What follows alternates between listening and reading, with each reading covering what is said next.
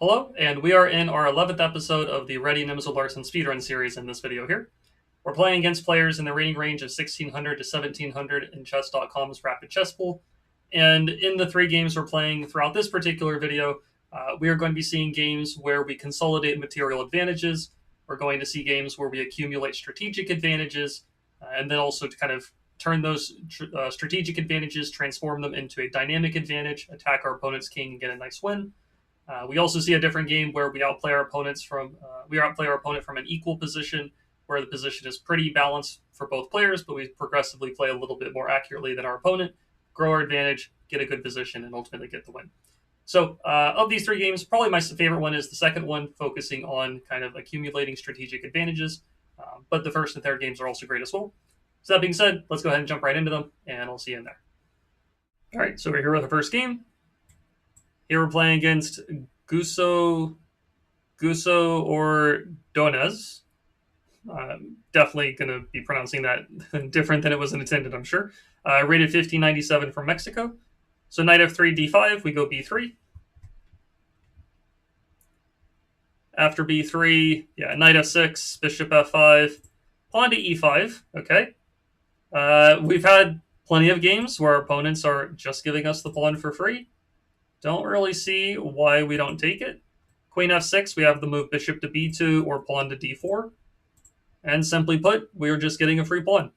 I said this in a much earlier video, I think probably around the 600 to 1000 range. I said back then, if you play the Reti Nimzo Larsen, or if you go knight f3, b3, bishop b2, you are going to find a lot of opponents are just giving you an e-pawn. And as I've said also in previous videos, I did not expect it to continue all the way up through the 1600 rating range here. So we are starting off the game up a pawn. No complaints there. I'm just going to continue with bishop to b2, protecting the knight. If I get the knight attacked again, maybe I'll retreat it. We also have to keep an eye on the g7 pawn. Maybe our knight moves away and then we take on g7, could be good. But otherwise, we're just up a pawn. We can go e3 followed by c4 to strike at the center. c4 right away is also fine. Can put the bishop on g2. We're just going to play with an extra pawn as the game goes on and be pretty happy about that. So I would assume that knight f6 is black's best move. They should just be developing and castling and trying to, at least if they're going to be down a pawn, they can try to play with an accelerated development. They can castle before we do, and maybe they can try to stir up some trouble in the center of the board. But here we're just keeping our knight defended. It depends a little bit on how black plays, where I will develop my f1 bishop. They do go for knight f6. I'm probably leaning towards e3 and bishop e2. I'm probably just going to play a little bit slightly more restrained way in this position. There's probably lots of moves that are good, but I'm just going to go for e3, bishop e2. They do attack the knight, so I'm going to either play d4 to protect the knight, which does block my bishop in, or I'm going to retreat the knight. I'm not sure which is best. I don't really like the look of blocking my bishop in, quite honestly, so I think I'm just going to retreat the knight. Pawn f4, I suppose, is also possible, but feels a bit risky given the fact that, our king is a little exposed and we're not going to castle before black does. So I think I'm just going to retreat the knight. And then again, bishop here, castle, probably play c4 and then knight c3. c4 to attack the d5 pawn rather than playing knight c3 and blocking the c pawn. So they make the pin. I'm going to break the pin here with bishop e2. We can also move the knight off of the f3 square and offer piece trades as well pretty soon. I might even do that right away, quite honestly. Like knight to d4, looking to exchange pieces, seems like a reasonable idea. I'm 100% certain that black is going to try to castle queenside. That would be black's best idea. They need to try to introduce as much dynamism into the game and attacking potential as much as they can, because they are just down a pawn. If they play calm moves, if they castle kingside, don't attack me, and don't really put any pressure on my position, then they are just down a pawn and they're worse. So because I am up a pawn, I want to try to trade pieces. So knight to d4 does initiate some trades that could be reasonable. I could also castle first. I could throw in the move h3 first if I wanted to. Knight to d4. The downside of knight d4 is it feels like I'm moving pieces multiple times on the opening when I am slightly behind on development, so that doesn't feel fantastic. Um, so I think I am just going to castle. I could imagine black throwing some pawns down on the king side and trying to attack later, but we're going to try to again, I'm going to try to trade pieces before that really ever happens. I'm going to try to go like knight to d4 or something pretty soon. Or pawn to c4. Pawn to c4 also looks reasonable. Another option is even d3, knight to d2, and really just like solidifying the position as much as possible. I could also consider that. That might be the safest option. Safest doesn't mean best necessarily, but it does also mean like black is going to have to work like really, really hard to create trouble from that kind of position. Quite honestly, the downside of c4 is maybe some pawns get traded and the rook gets opened up towards my queen. And the more the position opens up, probably it's a little bit better for black because they're developed a little more than I am. So I think I'm going to go for the d3 route, and then knight to d2, and then move this knight, try to trade bishops, and that's kind of the game plan that I'm leaning towards here. Goes for h5. This is no surprise whatsoever. I'm not going to go for h3 yet, but that is going to be a consideration in the near future. So I'm going to continue with knight d2. And I think as soon as they play h4, maybe then I will play h3. I like the fact that my knight on d2 is reinforcing the knight that's on f3. And so if he does take my knight, I can take back with the other knight and kind of keep the king side safe. So he plays pawn to h4 anyways, which is fully expected at this point.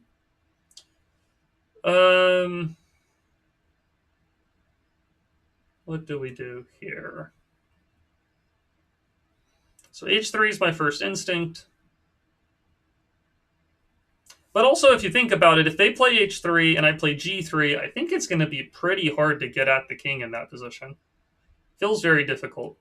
If I play h3 myself, and let's say they retreat the bishop, what I always have to be worried about there is that once I've played the move h3, I've created what's known as a hook, like a pawn hook. And this means that if black ever gets the pawn up to the g4 square, it will initiate a trade of pawns. It's a pawn break at that point because my pawn's on h3. Whereas if I don't have a pawn on h3 and the pawn gets up to g4, it'll hit my knight, but it won't be kind of opening up the g file. And in a circumstance like this, giving your opponent pawn breaks around your king is probably not the best way to do things. So I think I will go knight to d4 here, and I really just want to trade pieces. That's still kind of the game plan. So let's start with this. If he takes my bishop, probably just going to take back with the queen. I could even throw in knight takes c6 to attack his queen. Yeah, knight takes c6. Because if he takes my queen, I take his with check, and then I take on d1, and then I'm still up the pawn. What I do have to be a little careful about with knight takes c6, I suppose, though, is that maybe there might be some kind of bishop takes h2 check and queen d6. Like there is some mess that could occur there. There is some kind of mess. I think I'm going to play it simple here. I'm just going to go for queen takes e2, and I'm going to go for this route. I think it's simpler. If he takes my knight, I'll take back with the bishop. That's not a problem.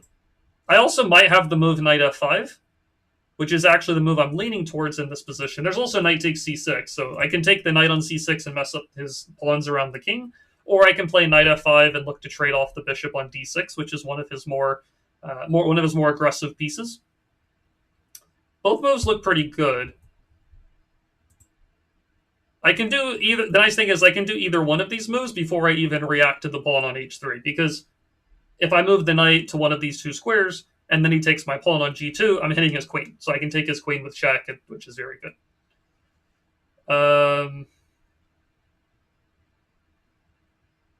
Let's see.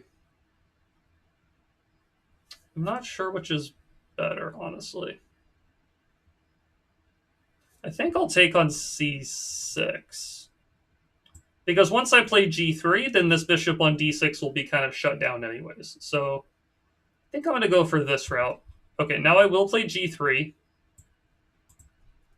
And the nice thing is there's not really any pawn breaks that are easy for black to pull off here. And so it's hard for them to open the position up, especially trying to open up my king. And in the meantime, I am, again, just up a pawn. He goes for c5.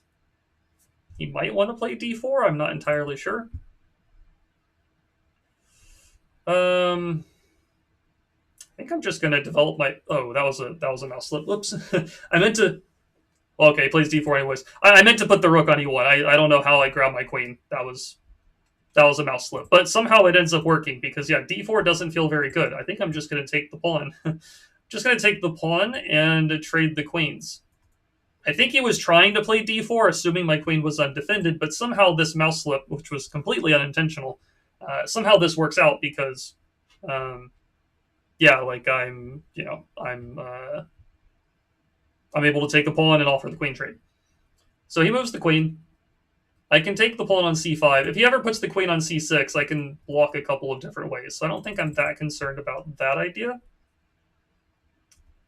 So I think I will take... It's a little tricky, though, because when the bishop ends up on c5, then my pawn is pinned. So I have to be careful about that. But I think I can still do this. So I'm going to take here. I assume he takes back. Now, I think I'm going to take on f6. That's what I'm leaning towards. Might also be possible to just go knight e4 right away. Yeah, that actually looks pretty good. Maybe knight e4 right away, because I'm hitting the bishop and the knight.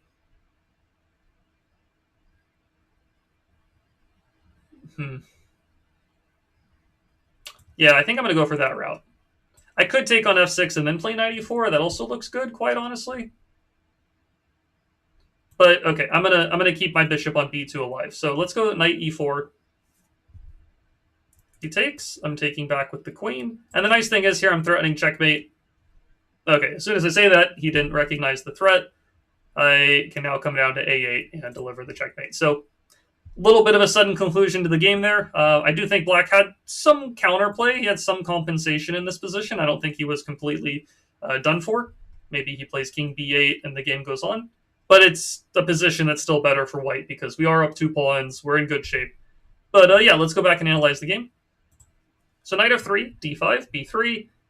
He gives us a free pawn. We are not going to complain about this. We just simply develop. We retreat the knight. We break the pin. Castle. We played in a bit of a, you could kind of call it a passive approach, but I think it's also just very solid at the same time. Went for knight d4, trying to trade pieces. Traded on c6, played g3. Yeah, queen e1 was definitely a mouse slip. I definitely meant to play the move rook to e1, which is probably just better than queen e1. But somehow the mouse slip worked out okay because, yeah, d4 here I don't think is that great. We take the pawn. We're up 2 pawns now. Try to trade more stuff. And unfortunately for him, he kind of just allowed the checkmate. As I said a little bit earlier, he should probably play king b8. And then I'm not entirely sure what I would play here. Maybe I can get away with grabbing another pawn. Does this work for me? Oh, this doesn't work. He can play pawn to f5. This is actually quite tricky. Queen is hit, bishop's hit. If I try to guard both, then he can make this move. And I can't block with the pawn because his bishop on c5 is making the pin. So yeah, bishop takes g7 would actually be a big blunder.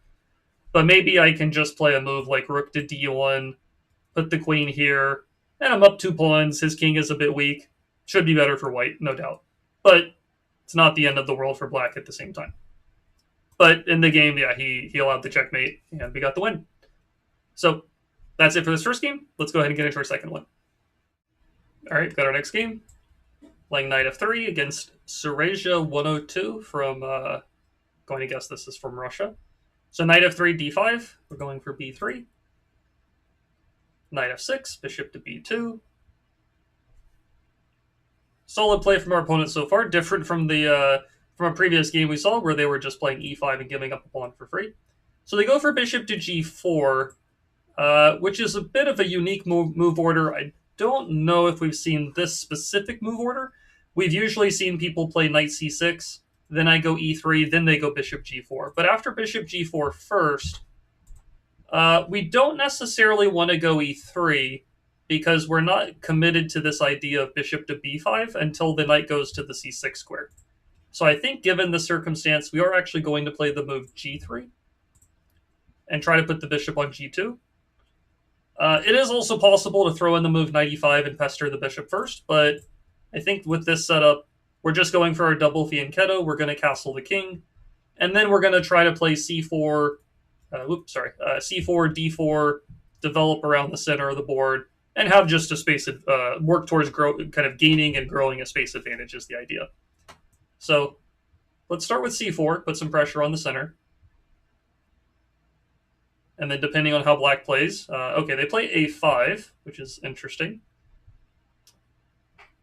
A5 is a generally good move in these types of structures. The idea is not only to grab a little bit of extra space, but also to try to push the a pawn up the board and pester the bishop that's on the b2 square. Usually how we will respond to a5, if our knight is still on the b1 square, I like the idea of playing knight to c3. That covers the a4 square. If our knight was already on the d2 square, then I like the idea of playing a3, and then if they play a4, we play b4. I like that idea a little bit more. But because our knight hasn't developed to the d2 square yet, I think we can go knight c3 in this kind of circumstance. I'm just double checking, because there is a possibility for black to eliminate this knight and then push the pawn in the center. But then I think we can play knight to e4, so I don't think that's too much of a problem. So we develop. We're going to play d4 probably pretty soon. And then maybe even knight to e5 after we play d4, because knight e5 will attack the bishop that's on g4. So they go bishop e7. Let's go for d4, just grabbing more space. Now we have a space advantage in the center of the board that we did not previously have at the start of the game. And now they take the knight. So we can recapture with the pawn or with the bishop. I like taking with the bishop more. There's really no need, I think, to isolate or to double our f-pawns in this position. And also a very important plan that we're going to work towards and try to play for, maybe even right now, we want to make the move pawn to e4. As soon as you have the bishop pair, a space advantage, all of these things kind of combine together, you could say, to looking to expand in the center of the board. Number one, when you have a space advantage like we do right now, at least in the center, we have 2 pawns versus our opponent's 1 pawn in the middle of the board. The way that you play with a space advantage is you need to start kind of pushing it forward, gain more space, be a little bit greedy if you can without weakening yourself in the process. And then you also want to try to open up the middle of the board where you have kind of the more active pieces. Now, the other idea that's in play here is the fact that we have a pair of bishops and our opponent no longer does. They did just trade off their light square bishop a second ago. And when you have a pair of bishops, you also want to try to trade pawns, because the more open the position is, the more, you could say, like, the happier the bishops are. Bishops thrive in wide open positions because they are long range pieces. Knights, in comparison, don't really care so much if the position is wide open because they're a little bit more close combat type of pieces. So I am going to go for the move e4, try to nuke and blast open the center of the board. Black takes, we take back. It's also nice for us that black played the move b6 earlier, because now the pawn on c6 is a target. For example, if black castles right now, we can take the knight on f6 and then take the pawn on c6, which would be very good. So probably black either needs to take our knight, or they need to do something to protect the pawn on c6. So they do play rook c8, which is a reasonable idea. And now the question is, how do we want to play here? I like the look of d5. I don't know if it works right away, but I like this idea. d5 would allow us to really just completely blast open and nuke the center of the board, and then the bishops would be very happy in the open position. I think the problem with d5 right away is that maybe black can play knight f6, attack the bishop, and attack the pawn on d5, and then it becomes a little bit awkward to deal with, because if we move the bishop away, black will win the d5 pawn, and if we take the knight on f6, they take back, our rook on a1's hit, that doesn't feel so great. So I'm going to keep this idea kind of in my back pocket, so to speak. I'm going to, keep this as a possibility. And I think rather than going for it right away, we could start with queen f3 to attack the pawn on c6. That is a possibility. And then maybe after that we play pawn to d5. That's what I'm thinking about here. Because at least once the queen is on f3, then the bishop will be defended, and then d5 I think becomes a little bit stronger in my as far as I can tell. So yeah, I think I'm going to try that out here. Let's go queen f3. I'm also trying to use my slight lead in development where my opponent's not castled yet. So I'm trying to attack before they get the chance to like castle the king and keep themselves safe. And one of the advantages of d5, other than opening up the center, is that it also opens up the bishop to hit the g7 pawn. If this pawn was better defended, then it would be less good to open up the diagonal, because then we wouldn't have any ideas of taking the g7 pawn. But here, black is helping us out, because when they play c5, we wanted to open the center of the board anyways because of the bishop pair, but also because of the attack on the g7 pawn. I think we can just take the pawn now, and then the g7 pawn is going to be captured next move. So regardless of how they recapture, we're going to take on g7 and attack the rook. I think black is in very big trouble at this point. So they do recognize the g7 was hit. The problem is that the damage has kind of already been done here because we already took the c5 pawn. Now we can just go ahead and trade the bishops, and then maybe take another pawn or give a check or continue attacking. So yeah, I think we're going to make the trade. We're also ahead material, so trading is usually good in that case anyways.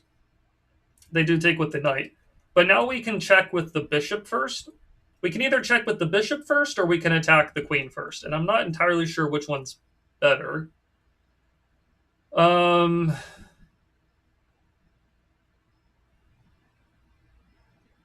mean, they're both probably good, but which one is better? Or does it really matter? Another option is to push the pawn to c6. That's also maybe an option, but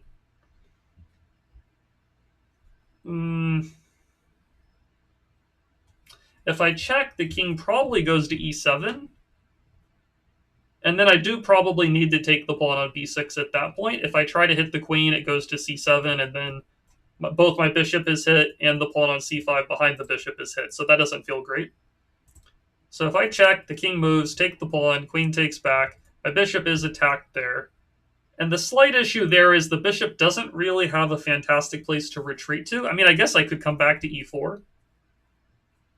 But if I'm going to come back to e4, I don't really know if the king is weak enough on e7 to kind of like use the time to check and come back and stuff like that. So maybe what I will do here is actually develop and hit the queen. Well, will I do that? Check, king moves, take. Okay, I am going to do this. I'm going to hit the queen. I assume the queen goes to c7 to keep this pawn defended. I can't check anymore because the queen would take. But I can play bishop b7, rook moves, then check. And I think I can actually guarantee a queen trade. Actually, that's looking pretty good the more that I look at it. So I'm going to go bishop here, hit the rook. Rook is going to move probably to b8 to hit the bishop is my assumption. But regardless of where the rook moves, I'm going to play queen to c6 check. Once the rook is moved away, then it won't be helping to protect the c6 square. Guarantee the trade of queens, and then take the pawn on b6. And then we're just going to be up a pawn with a passed c pawn in the endgame. I think that's going to be pretty good for us. There might have been other ways to navigate and play the position, but I like this idea of simplifying when we have the extra pawn. Or if black wants to, they can just decide to let us take the rook. So I'm also not complaining about this. Because now we're equal on pawns, but I'm up the exchange. So I'm actually just ahead more material in this position than I would be otherwise. Let's keep up the pressure. I'm going to go for rook to d6, attacking the pawn. We don't really want to give black that free time to castle. So again, I'm trying to make threats before black gets to castle the king. Now, for example, if they play queen to c7, I think I can check on c6, and once again, I can guarantee that the queens get traded.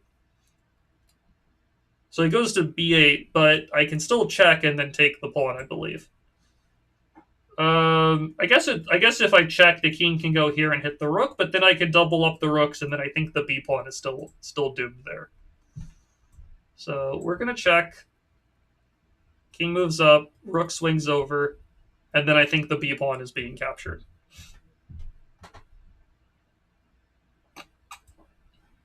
Yeah, so rook here. If this knight moves, there's also a check on d7 that's available.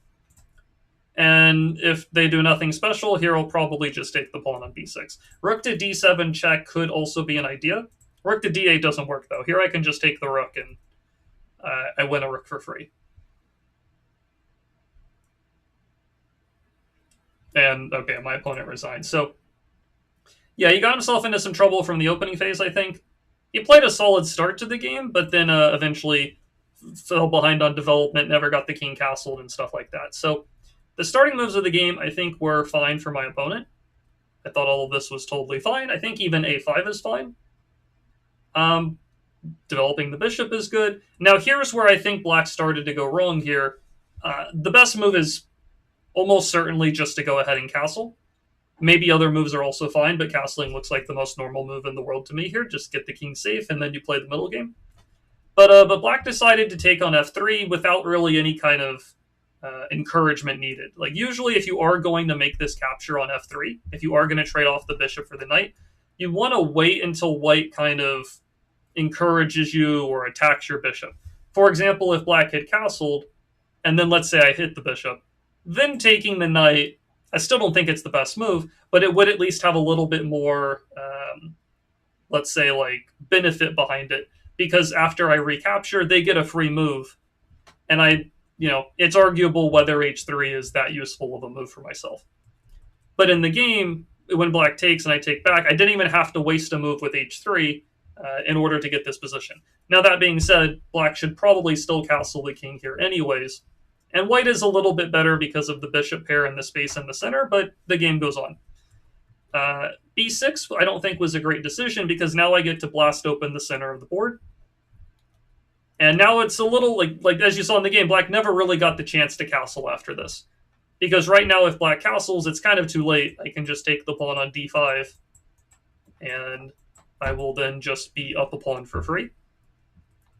So black needs to react to what we're doing. He took on e4, and now black needs to react again. Black would like to castle, but then I would take the knight with check and then take the pawn on c6. So here black would also just be losing a pawn for free here. So they took my knight, but then they need to react once again. They have to guard the c6 pawn. Then they have to react once again. They have to guard the c6 pawn. c5 was not a great way of doing it, because now if black takes back, I was going to take the pawn on g7, and here black is in bad shape. So again, very important when you have a lead in development, even if it's not a very big one. Right now, both players have 3 pieces developed. The main difference is I'm castled and black isn't.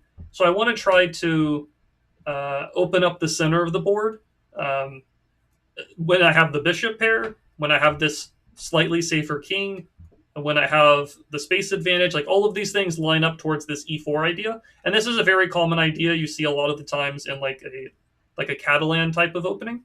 But you can also see it in a Reti Nimzo Larsen approach as well. And again, we just keep up the pressure. We attack the pawn. We attack g7 now. Trade pieces. Hit the queen. Hit the rook. Certainly black should have just moved the rook away. I would have checked. This may not even be the best move, but this was my plan. I was going to trade queens, take the pawn, and then I was going to play this kind of endgame. The computer actually says this is not necessarily the best way of doing things. It actually says black has definitely got a holdable position. This is what I had in mind, but I can definitely understand that maybe keeping the queens on the board is better when black's king is unsafe. Probably we should just check, or maybe pawn to c6, and this pawn is also very, very strong. But in the game, black ended up sacrificing the exchange. And then even here, it's very easy to just say, like, oh, I'm just going to develop a piece. Black gets to castle. And okay, white is still much better here, but I wanted to keep up the maximum pressure. Make another threat. Make a check. Make another threat. I couldn't have taken the pawn right away because I would lose the rook. So I needed to guard the rook, and now I'm threatening the pawn. And then in rook d8 just lost a rook. So that was the end of that game. I think a very nice one where we gain the bishop pair, blast open the center, use a little bit of a lead in development, and really just give a lot of trouble to our opponent whose king never really got out of the center. Okay, so that's it for this one. Let's go ahead and get into our next one. All right, welcome to our third game. We're playing against Luis Imperial, rated 1707 from the Philippines. So after knight f3, they go for c5. We are going to continue with our Reti Nimzo Larsen approach with b3, bishop to b2, and they're almost playing it kind of like you might think about like a Sicilian defense. Um, and so I think against this particular setup, we could play e4, then d4, and play a Sicilian defense. Um, it's kind of interesting here. I think it shows it. Yeah, if you look above the move list, it actually says "Ready opening Sicilian invitation," which is pretty comical. Yeah, if we go for d4 or e4 then d4, then after the pawns get traded, then it turns into a Sicilian defense, which is pretty funny. Now I do know in the Chessable course that there are a very small amount of variations where we do transpose into a certain Sicilian. I don't think this is one of them here. I don't think so. So what I'm going to do is I'm going to stick with the g3 bishop g2 setup. Yeah, so they go b5. Let's go bishop g2. Let's go ahead and castle. I think we might have had a game with a different move order, but almost the same position in an earlier episode of the speedrun series. I think in that game I played c4. Did I play c4? I don't know if I castled then played c4 or c4 right away in a situation like this. It might have been castling first. It was the one where we gave our opponent an isolated pawn. It was this exact same type of setup. Let's see. Castle, d5, c4. I think I'm going to go for c4 first. Let's just go for that approach. I think castling first is also fine. Okay, they play knight f6. I'll just go ahead and castle. They continue developing. Now, there are some interesting ways of playing around this kind of c4, b5 situation. One way of doing this that I think is a little tricky sometimes for white to deal with is going for the move knight to a3. It looks a bit weird to put the knight on the edge of the board, but if they do take the pawn on c4, we can take back with the knight, and then the knight is kind of centralized in the middle. And if they push the pawn to b4, you can move the knight back to c2 and then play d4 and open up the center. And if they guard the pawn with queen b6, then it's a little bit different. Then I guess I get to at least develop the rook or something like that. So, but I don't know if that's the best way to do things here. I'm going to try it out. I don't know if this is the best move or not by any means. I'm just going to put some pressure on the pawn and see what black decides to do. So they do advance the pawn forward. They attack the knight. Let's go back to c2.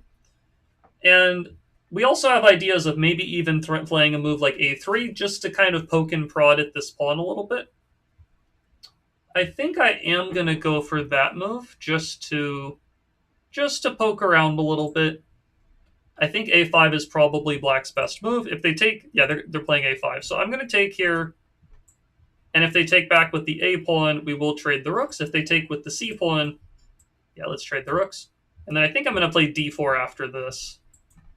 And my goal here is simply to get rid of the c5 pawn so that the b4 pawn becomes isolated. That's kind of my idea that I'm thinking about. So if they take the pawn, I think I'll take with the queen maybe, or with the c2 knight probably.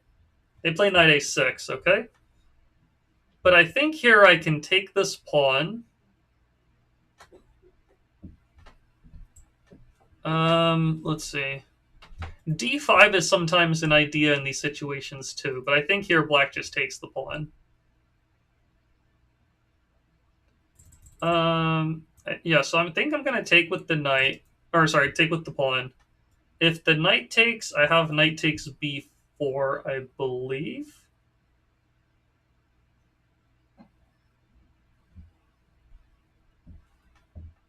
I might have that available, but it also feels like I don't necessarily need to rush to capture the pawn and help the knight get to a more centralized location. Maybe I don't even need to be in a hurry for that either at the same time. So what do we want to do about this? I would really like to play d5 because I would like to shut this bishop down, but again, black will just take the pawn. And then I can't really do anything special about that as far as I can tell. Queen a1 is interesting, just to attack the knight and see what black does with that. And then maybe once black defends it, then we could bring the rook to d1. I think I'll try that. I don't know if this is the best move, but I don't know.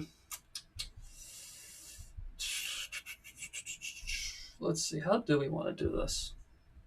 Because our opponent's played pretty quick, so we are down some time. I think our position is maybe ever so slightly preferable, but I don't think it's anything major.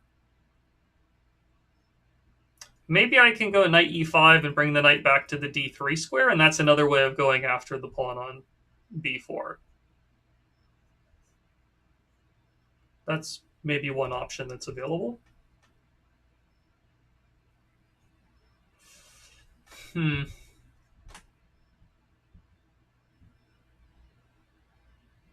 Yeah, I'm actually not 100% sure how I want to handle this.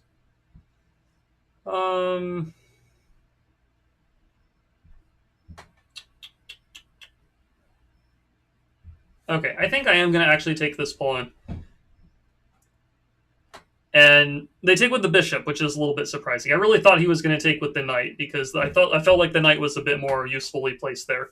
Now the knight on a6 feels a little bit out of the game, and now I'm a little bit more okay with this because also there's no pressure on my b3 pawn. When the knight was on c5, my pawn was being hit. So maybe now I go for something like queen a1, attacking the knight and also putting pressure on the f6 knight.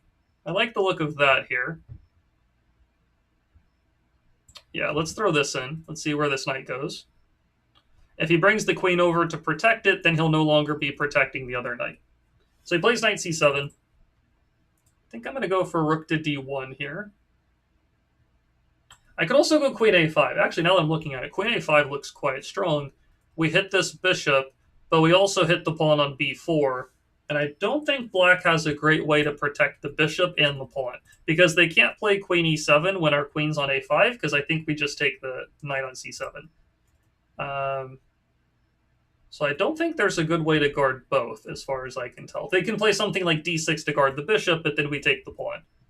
And I think that works out well for us. So maybe this is an opportunity. A little bit awkward for black to protect both things. Queen e7 is like a reasonable blunder to make because it tries to protect both, but then you miss that the knight's undefended. Otherwise, I don't think you can guard both of them. The bishop is obviously the more important piece. That's the main threat that I have in this position. So we simply want to take the bishop, but if he deals with that threat, then we will probably take the pawn on b4 is my assumption. And then once we take the pawn on b4, we can bring the knight back to d3, and then everything is pretty well safe and protected. And so I think we're just picking up a pawn and having a better position here. So I think my opponent's played very reasonably up to this point, and unless I'm mistaken, I think I am just going to be able to net some material here. I don't think throwing this in does anything, because black just blocks the bishop, so I think I can take the pawn.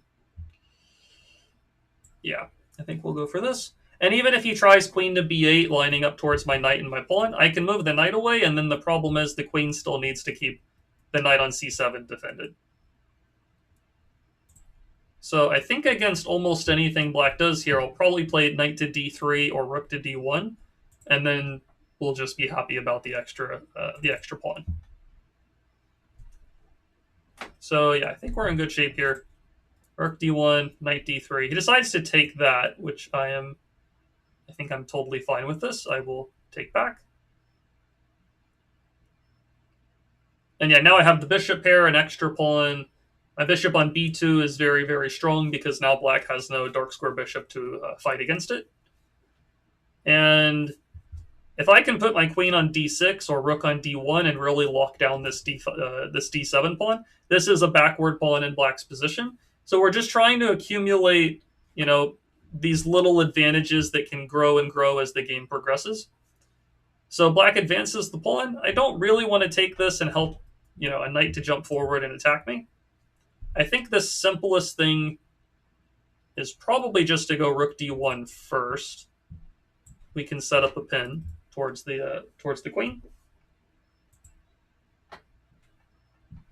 And rather than taking their pawn, I'm probably going to wait for them to take my pawn, because I'm going to be left over with an isolated pawn no matter what here, I think, at some point. But I'd rather the pawn be on c4, because it keeps the knight on c7 and the knight on f6 from using the d5 square. If I take this pawn and get left over with the b3 pawn that's isolated, they get the d5 square and they kind of get all the stuff that they want. So I think that that's more useful for them. So they go to c8. If they take here, once again, I take back. So I don't think I'm worried about that. I could take on f6 now, though. Black would take back, and maybe then I jump to like the e7 square, and I can probably start to create a dangerous attack on the king side once I get that going. So that looks pretty good. The question is, after I take and go to e7, if they do play king g7, what follow-up do I have? I don't know if I have a follow-up, unfortunately. Take there, check there. Yeah, I'm not sure if I have a follow-up. So, that being the case, maybe we don't need to rush to do that just yet. Maybe I'll just play knight to e5, just centralize the knight in the middle of the board. Yeah, I think I'll do this. Again, if they take my pawn, I'll take back. And yeah, again, extra pawn. It is isolated if they do make the trade, but extra pawn, good pieces, piece activity is good. Potentially a pass pawn at the right time. And maybe I could have also tried the move c5, but I think if I go c5, they could have played knight a6. Those are bad arrows. Yeah, they could have played knight a6 to hit my queen and my pawn. So here they play knight a6 to hit the queen anyways. How do I want to respond here? I kind of like the look of queen e7. They go b7, or b8, sorry, and attack this, which is a little bit annoying.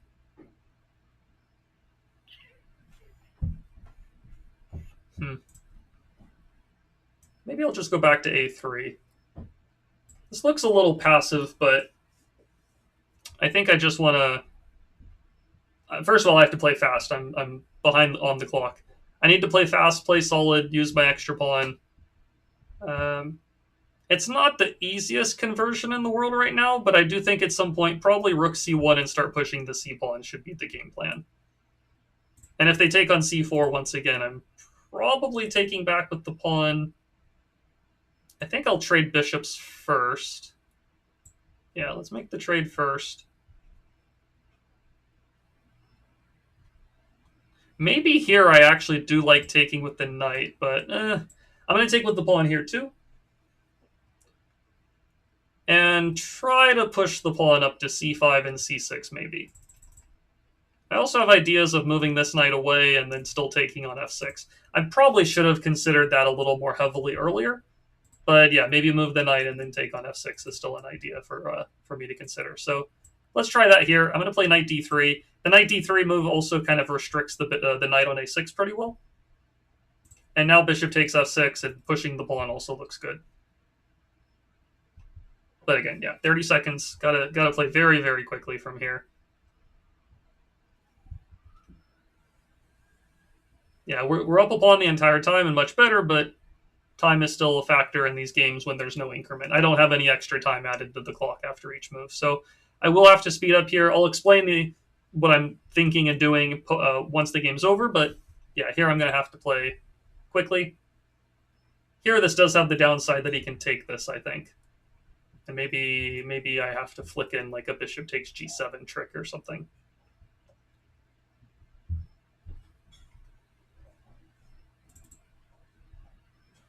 Yeah, maybe I should have played f3 to attack the knight or something. Okay, we'll go bishop d4 if he doesn't take the pawn. Knight g5 is a little bit tricky. Knight g5, I'd probably play f3 to block off the queen. Okay, he blocks it. Let's go here. Just to guard the pawn. And then maybe knight here to attack the queen. Knight to b4 also trades stuff, which looks pretty good. Okay, let's go here to hit the queen. And then probably f3 to kick the knight. Maybe I should have hit the knight first, though.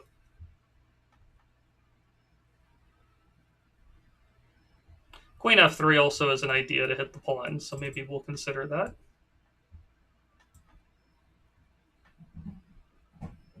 Sheesh. Okay, I think we can push the pawn. This bishop is pinned, which is a bit awkward.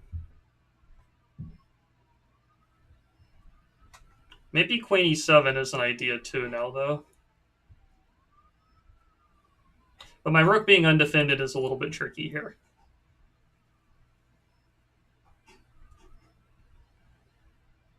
He can play f6, kick the knight, and take the pawn, unfortunately. That's something I kind of missed here. Okay, we will bring this in. I'm threatening this and this.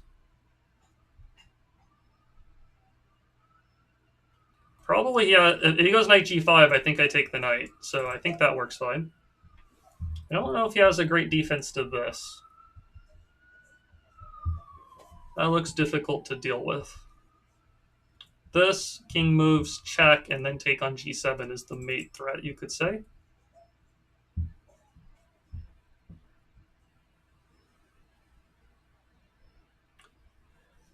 So what will he do here?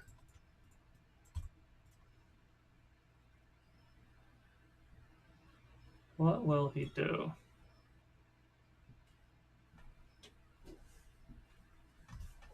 I don't know if there is a great defense, unfortunately, for him. But he has. I only have 16 seconds, so he can probably just play something. As long as he doesn't get mated, I'm going to have to play very, very quick to convert whatever advantage I have. Probably his best move is just to guard f7, let me take the knight, and then try to play quickly and win on time where he's, where he's got more of a chance, you could say. But we'll see if we can keep the speed up and get the win here.